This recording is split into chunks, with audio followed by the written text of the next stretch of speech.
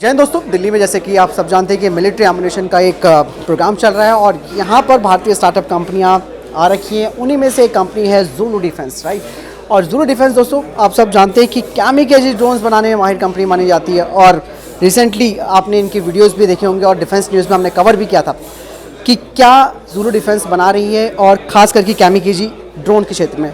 आज हमारे साथ मौजूद है मेजर समर तूर सर और आपने इन्हें अक्सर देखा भी होगा पॉडकास्ट में। तो आज हमें बहुत अच्छा लग रहा है कि सर के साथ हमें यहाँ पे एक मुलाकात भी हो रही है। सर, मैं आपसे जानना चाहूँगा कि ज़ुलु डिफेंस ने क्या क्या चीज़ें बनाई हैं हमारी आर्म फोर्सेस को मजबूत करने के लिए। पहले तो जय Hind Kishan and Jai Hind to all the audience. Well, I am major Samar Toor, जैसे आप मुझे पहले से जानते होंगे। और बेसिकली ये कंपनी है Zulu defence. It's a Bangalore based company and we have a team of 55 to 60 IT professionals and see हमने basically concept ये किया है कि we are now specializing in manufacturing of kamikaze drones। तो अब जैसे ही आप जानते होंगे कि जैसे इजराइल और गाज़ा का कॉन्फ्लिक्ट शुरू हो गया है, रशिया और यूक्रेन का वॉर शुरू हो गया है।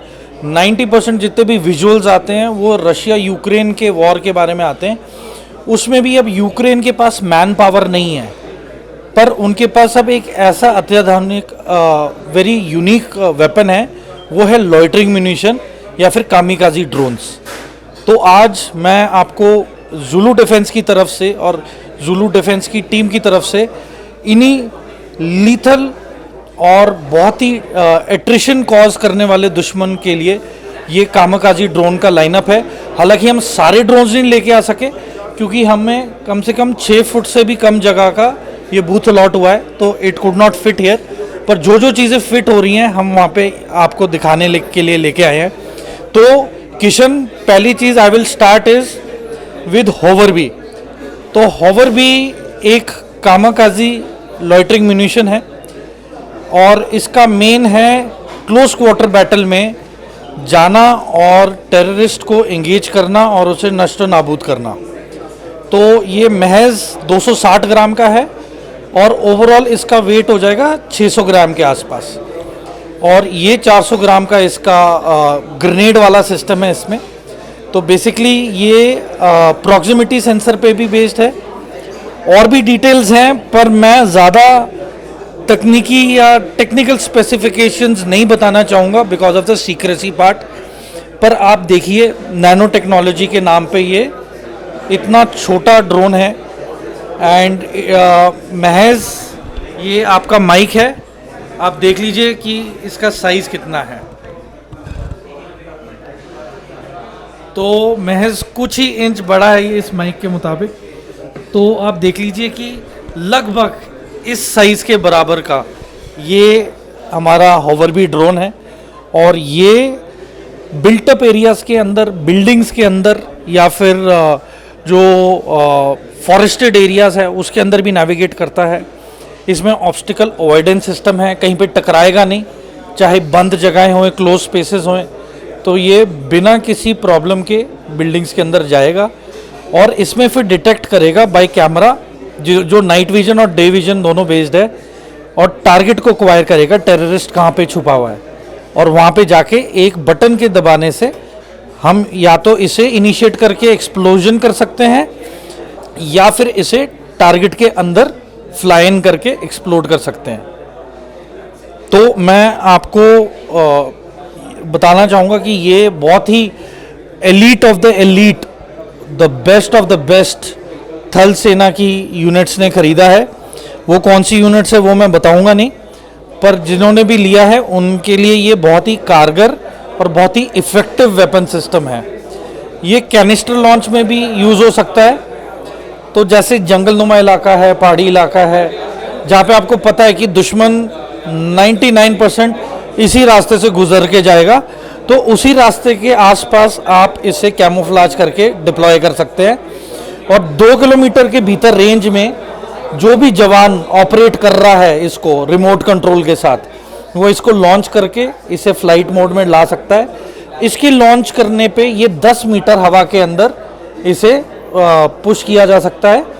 और ये एंटी फ्लिप है इसके अंदर बेसिकली। तो ये जैसे ही बाहर निकलेगा ये ऑटोमेटिक फ्लाइट पकड़ लेता है। तो इसकी वीडियोस्केशन मैं आपके साथ बाद में शेयर करूंगा ताकि आप ऑडियंस को दिखा सकें उनकी बेहतर अंडरस्टैंडिंग के लिए। तो ये होवर भी हो गया। इसके बाद हमारे पास एक वॉल्यूम 15 है। इसे हम लेके नहीं आ सके क्योंकि इसका साइज़ बहुत बड़ा है और यहाँ पे जो जगह है बहुत ही लिमिटेड थी। तो ये 6 मोटर बॉम्ब्स 51 mm लेके उड़ान भर सकता है। इसकी कारगर रेंज 15 किलोमीटर है उड़ने की और ये 50 मिनट तक उड़ सकता है। यदि आपको 51 mm मोटर बॉम्ब्स नहीं भेजने, आपने और ज़्यादा नुकसान कराना है दुश्मन का, तो आप 81 mm मोटर शेल्स यूज़ कर सकते हैं। उसकी भी संख्या 6 होगी, पर उसके वजन की ज़्यादा होने की वजह से उसका जो 15 किलोमीटर का रेंज है ये तो सेम रहेगा। इसका 50 मिनट्स का फ्लाइंग टाइम में थोड़ी सी कमी आ जाएगी, पर वो ऑपरेशनली आपको हैम्पर नहीं करेगा क्योंकि एंड ऑफ द डे ये चाहे 50 मिनट हो या फिर 40 मिनट हो या 30 मिनट हो, जिस स्पीड से ये उड़ता है ये 15 किलोमीटर कम समय में कवर कर लेगा। 51 mm 81 mm मोटर के अलावा हमने ये वाला वेपन सिस्टम बनाया है। ये साढ़े 3 kg का एक्सप्लोसिव इसके अंदर डलता है और मोटर की जगह ये 6 हम लगा सकते हैं और ये 1 by 1 रिलीज मैकेनिज्म के थ्रू ये टारगेट के ऊपर जाएगा और बेसिकली ये इसका ऑन इम्पैक्ट डेटोनेशन सिस्टम है। तो जैसे ही इम्पैक्ट आएगा, यदि ये सीधा भी नहीं गिरा, टेढ़ा भी गिरा, तो इसके अंदर मोशन सेंसर है। तो मोशन सेंसर में ज़रूरत से ज़्यादा इसमें वाइब्रेशन हुई तो ये वहाँ पे एक्सप्लोड करेगा। तो ये हमने इम्प्रोवाइज करके ये वाला सिस्टम लगाया है।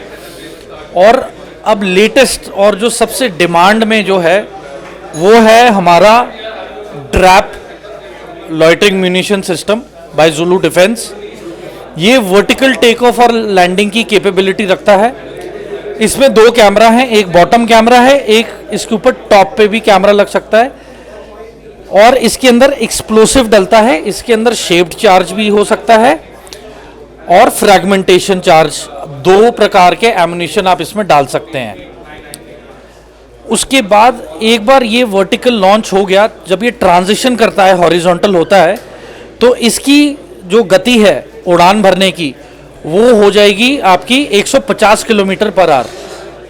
और जैसे ही कोई मूविंग टारगेट, यदि कोई टैंक, बख्तरबंद गाड़ी या फिर इसके अलावा अगर कोई स्टैटिक आपकी artillery gun position, army air defence के रेडार सिस्टम्स या कोई भी ऐसी अत्याधुनिक जो रेडार नेटवर्क्स है, कुछ भी मोबाइल या स्टैटिक टारगेट है, उसके अंदर ये 180 किलोमीटर प्रति घंटे की स्पीड से ये टारगेट पे जाके उसे नष्ट नाबूद करता है। इसके अंदर 2 अलग प्रकार के जो है एक्सप्लोसिव डलते हैं, अलग अलग वेट के मुताबिक। बाकी टेक्निकल स्पेसिफिकेशंस मुझे माफ़ करिए, मैं बता नहीं पाऊँगा because for public domain I can not disclose, but इसकी क्षमता बहुत ज़्यादा कारगर है। इसकी रेंज है 10 किलोमीटर और इसका 10 किलोमीटर के अंदर ये कम से कम इन एयर 3 किलोमीटर हवा में जा सकता है। और जब कोई इतना छोटे आकार का कोई लॉइटरिंग म्यूनिशन 3 किलोमीटर हवा में जाए तो वो वैसे ही नहीं दिखाई देगा और इसकी स्पीड इतनी ज़्यादा है कि दुश्मन को रिएक्शन टाइम नहीं मिलेगा। तो ये हमारा मेन स्टे है इसका मैकेनिज्म का, इसकी बैटरी सिस्टम्स का। ये मैं पब्लिक डोमेन में ज़्यादा डिटेल में नहीं बता पाऊँगा, पर ये काफ़ी डिमांड में है from all the forces, try forces, army, navy, air force, including special forces, airborne forces. तो ये है हमारे एज ऑन डेट हमारे लॉइटरिंग म्यूनिशन। तो अब आप देख सकते हैं कि जिस तरीके से R&D जारी है और जिस तरीके से एंटी ड्रोन सिस्टम्स भी बन रहे हैं, तो हमारे पास ये GPS डिनाइड एनवायरनमेंट में भी उड़ सकता है। तो यदि कोई भी सिग्नल नहीं है और कोई भी सैटेलाइट सिस्टम्स नहीं ऑपरेट कर रहे हैं, तो ये GPS डिनाइड एनवायरनमेंट में हम इसके अंदर मैप्स डाउनलोड करके इसे इनके टारगेट पे भेज सकते हैं। तो और इनको फ्लाइंग करने में ये आप मैनुअली भी फ्लाई कर सकते हो और प्री डिफाइंड टारगेट्स और वे पॉइंट्स डिफाइन करके भी आप इसे फ्लाई कर सकते हो। और अभी तक के लिए इतना ही है, and this is the latest in the market.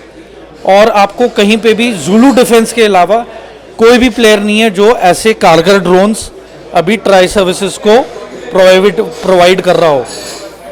तो मैं रिक्वेस्ट करूंगा कि यदि जो भी पैरामिलिट्री के ऑफिसर्स या जो भी टॉप ब्रास है ट्राई फोर्सेस का, army, navy, air force and paramilitary में सीआरपीएफ, बीएसएफ, कोस्ट गार्ड, तो इनमें से किसी को भी दिलचस्पी है इन वेपन सिस्टम्स की, तो ये सारे मरीन चैलेंजेस भी एक्सेप्ट कर सकता है। Like they are waterproof. तो यदि आप इसे लेके बैकपैक में अगर आपको कोई रिवर क्रॉस करनी है या फिर बारिश का मौसम है, तो इसके अंदर ना ही आपके विजुअल विजन जो है वो इम्पेयर नहीं होगा, और बैटरीज भी इसकी काफ़ी लॉन्ग लास्टिंग है। एंड हाई विंड्स को लेके भी ये ऑटोमेटेड एयर रेजिस्टेंस सिस्टम है। तो अगर एयर पॉकेट आ जाती है या बहुत ज़्यादा मौसम ख़राब है, उसके अंदर भी इसके अंदर स्टेबलाइजेशन सिस्टम्स हैं, तो ये लड़खड़ाएंगे नहीं, ये ज़्यादा वाइब्रेट नहीं करेंगे, और ये ज़्यादातर स्टैटिक ही रहेंगे, चाहे ये हवा में 3 किलोमीटर की हाइट पे रहें या फिर ये ज़मीन से 50 से 30 मीटर के हाइट पे भी रहें। इनकी मूवमेंट में कोई फ़र्क नहीं पड़ेगा मौसम को लेके। तो इनकी टेस्टिंग हाई ऑल्टीट्यूड में हो चुकी है, जंगल्स में हो चुकी है, डेजर्ट में भी हो चुकी है, और सियाचिन में भी हो चुकी है। तो अभी तक इनमें कोई परफॉर्मेंस में कोई कमी नहीं आई है। And these are state of the art loitering munition. और मैं उम्मीद करता हूँ कि आने वाले समय में ये मेन स्टे होगा ट्राई सर्विसेज का for causing damage to the enemy. Thank you very much. I'm Major Samartur signing off. Jai Hind.